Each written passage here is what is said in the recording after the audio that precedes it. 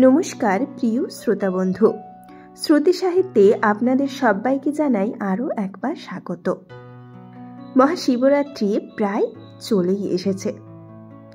চলুন আজকে তাই আমি বেশি না বকে এই ব্রতর নিয়ম, এই ব্রতর উপকরণ, এই ব্রতর ফল, এই ব্রতর মন্ত্র আপনাদের জানাবো এবং এই শিবরাত্রির ব্রত কথা তাও আমি আপনাদের জানাবো।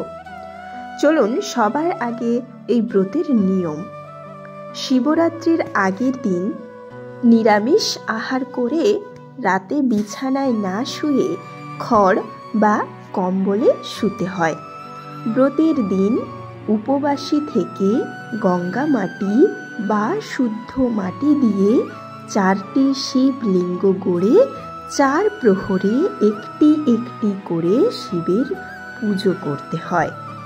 প্রতিষ্ঠিত শিব থাকলে তাতেই 4 প্রহরে 4 বার পুজো করতে হয়।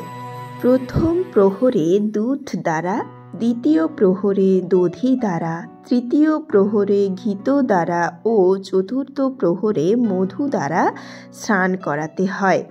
ব্রতের দিন সারা রাত্রি জাগরণ করে পরদিন ব্রতকথা শুনে ব্রাহ্মণ ভোজন করিয়ে ও সাধ্যমতো দক্ষিণা দিয়ে পালন করতে হয়।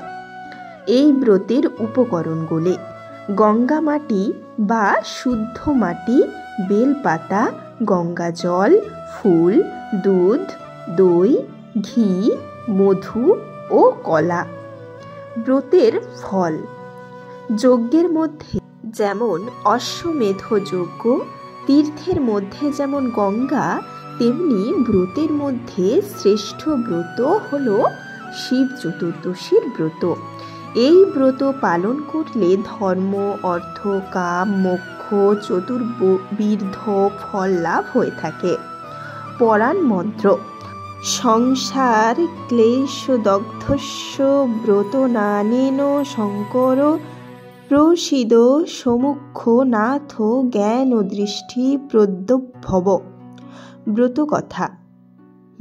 এই ব্রতকথাটি আমি অন্য একটি ভিডিওর মাধ্যমে আপনাদের জানিয়ে দেব। এই ছিল ব্রতের নিয়ম। তো 2025-এ ব্রতের সময় সূচি আরেকবার আমি আপনাদের জানিয়ে দিই।